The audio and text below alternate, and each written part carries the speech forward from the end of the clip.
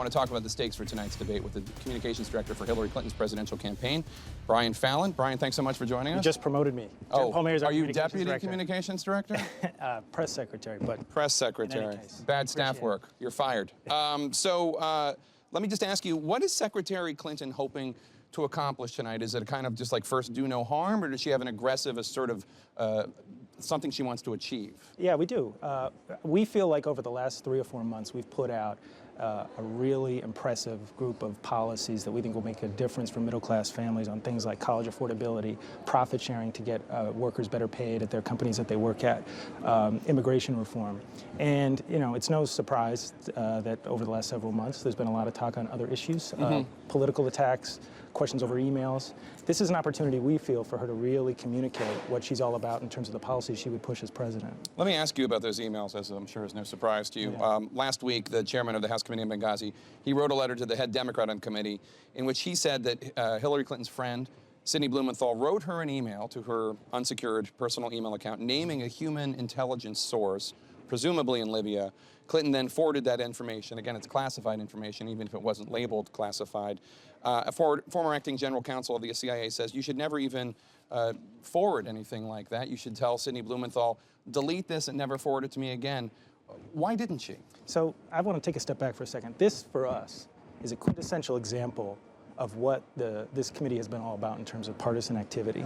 We don't have the full email that is in question here. He cited it selectively, he quoted it, excerpted it selectively before the State Department has actually reviewed it for public release. So the State Department, in the same way that they're reviewing all the emails that have come out to date, doing a classification review to decide if there should be redactions made to those emails, they sent them to Trey Gowdy, and with the specific caveat— Chairman of the committee. Yes, with the specific caveat that he should not be releasing these emails or making them public until they've completed their classification But he review. didn't, he described them.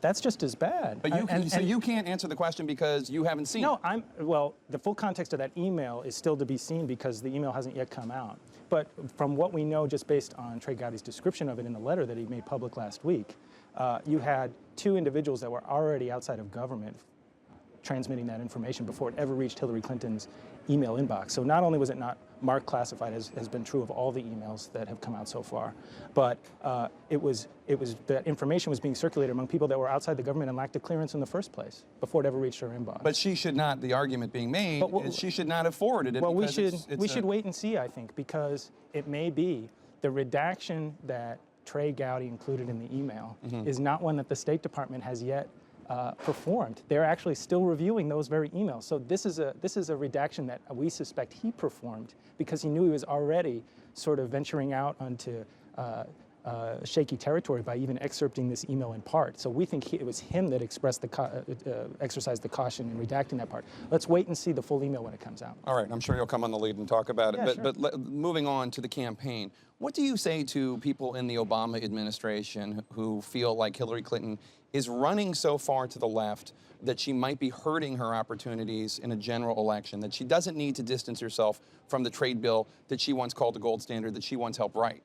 I don't think that's true at all. I think that the unique dynamic that's at work in the Democratic primary, which is completely 180 degrees opposite from what you're seeing in the Republican primary, is that all the issues that make sense for us to talk about in a primary to Democratic voters that are voting in the Iowa caucuses and the New Hampshire primary are good issues for the general election. On the Republican side, you're seeing the exact opposite dynamic. You're seeing Jeb Bush and Marco Rubio have to run to the right on immigration and abandon their positions, moderate stances that they previously took when they were in the Senate or when they were governor of Florida, because they have to placate this conservative base.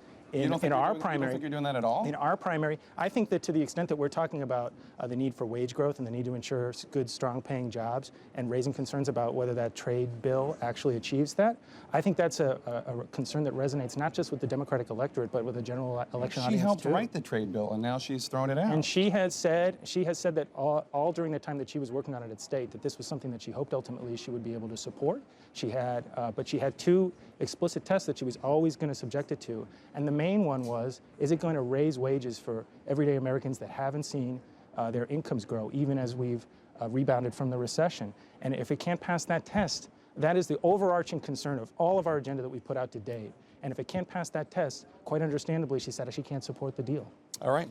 Clinton campaign press secretary Brian Fallon, and congratulations on your babies. I haven't seen you since you had them. It's wonderful, wonderful news. Appreciate that.